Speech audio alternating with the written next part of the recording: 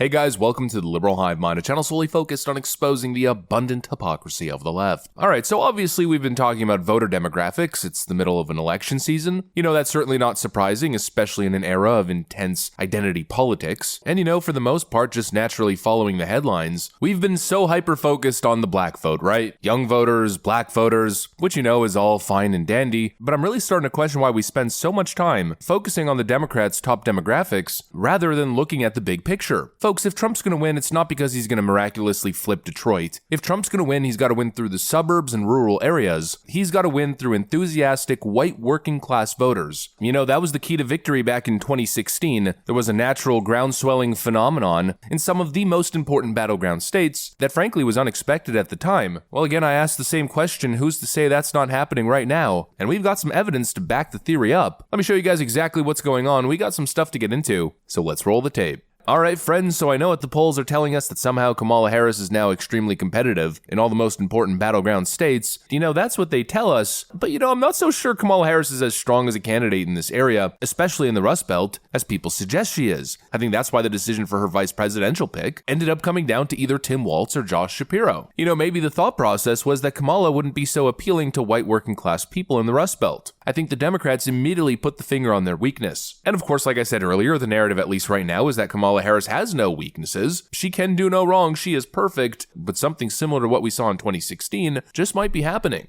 But I assure you that Donald Trump is doing better among the average union member, not teachers' unions and not the unions for government, but everybody else, the trades, the people who work with their hands.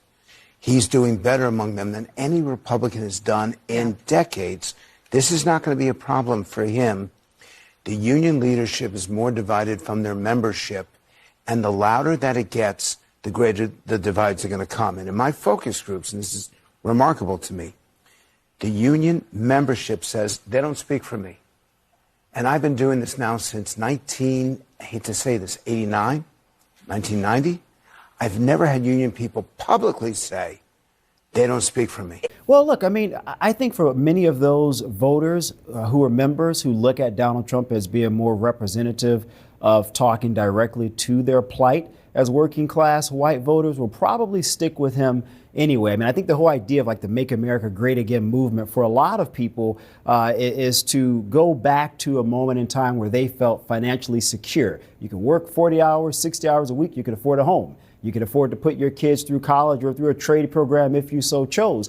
That's no longer the choice for a lot of middle class or average working class people. And so despite what occurred the other day, I think a lot of those individuals will have that in mind and will still probably vote for him in November anyway. Pollster Frank Luntz goes on CNN to warn the Democrat establishment that possible trouble is afoot. Again, building on the year's trend, Democrats want to convince you that everything changed the moment Kamala Harris entered the race and that everything that happened prior was irrelevant, but I refuse to accept that premise. There was clear momentum, a clear trend happening, and now we're supposed to believe that it's just gone. It never actually existed or it's been totally negated. Give me a frickin' break. The discontent still exists. People are still living in everyday reality, despite this little momentary fantasy land that Democrats have created. At the end of the day, everybody's gotta go back home, back to reality, and the reality was, right before Kamala Harris launched her campaign, that she was a dud. Unelectable. It's totally unbelievable. Emerson just released a poll which shows Kamala Harris up +4 out of nowhere. Now, this is a little bit of a delayed poll, and it's kind of veering off the trend that we've been seeing, but what's remarkable about this poll is that the one conducted prior, before Kamala Harris was announced as the official Democrat candidate, Trump was up +6 against Kamala Harris as a potential replacement for Joe Biden. You mean to tell me the race has shifted to this degree? Maybe, but also maybe not, because the underlying realities continue to stay the same. I played that clip, I think, from MSNBC the other day, where their poll showed no changes, no significant gains amongst black voters and young voters compared to Joe Biden pre-dropout and Kamala Harris after assuming control. With young people, is there any data on that? So what's interesting is that young voters and also ended up black voters didn't change all that much between where Biden was in Pennsylvania in July and where Harris is now. Independents did move in Harris's direction. And now what we're seeing with the white working class, with union voters, again, it feels like the election hasn't changed much. The polls have changed, or at least some of the polls. Rasmussen hasn't changed much. The latest Fox News poll has reverted to basically the previous numbers that it was getting. Trump is back in the lead. But anyways, the mainstream polls changed, but the analysis of the realities on the ground hasn't seemed to change much. The story this year still should technically be devastating politically for the Democrats. I mean, just think about it. A union president spoke at the RNC this year. Of hearing from new, loud, and often critical voices. And I think we all can agree, whether people like him or they don't like him, in light of what happened to him on Saturday, he has proven to be one tough SOB. And like many of my fellow union members, I've been a Democrat my whole life. And like so many of my fellow union members, we have come to expect empty promises from Democratic politicians. Out-of-control inflation is squeezing budgets, and both violent crime and drug epidemic are pushing people out of our cities, all while Democrats do nothing. So that's why this union Democrat, along with many of my local union members, will be voting Trump this November.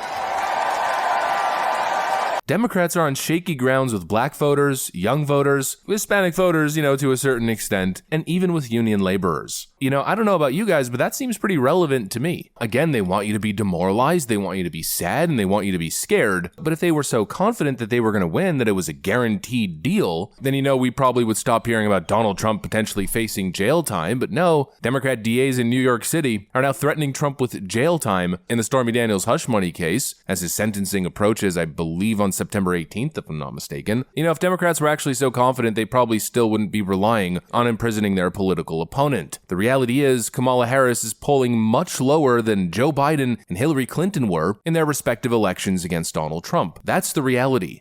Trump has always been expected to overperform the polling results, which is something he tends to do roughly by 2 to 3 percentage points. And so who's to say that that doesn't apply currently? Who's to say that the phenomenon of the silent or secret Trump supporter doesn't exist anymore? They might still very well be there. In fact, they might be there in force. Again, the key context here, this day in history, on August 15th, 2020, 3 months before the November 2020 election, Joe Biden was ahead in the polls by 7.9%. And back on August 15th, 2016, Hillary Clinton was up by 6.8%, while Kamala currently is up by 1%, and that's in her honeymoon period. And of course, that doesn't tell us much in terms of the actual battleground states. That's just nationally. But if Kamala Harris is struggling nationally, how can she possibly win the slew of swing states that are necessary? Is that even possible? That's the question. Democrats might be in for a little bit of an unpleasant surprise, but of course nothing's for certain. We'll just have to stay tuned and see. Anyways, that's pretty much what I got for you guys. Just some important demographic analysis. Hopefully you enjoyed this video. If you did, make sure to leave a like and possibly subscribe to the channel. Thanks for watching, and I'll see you on the next one.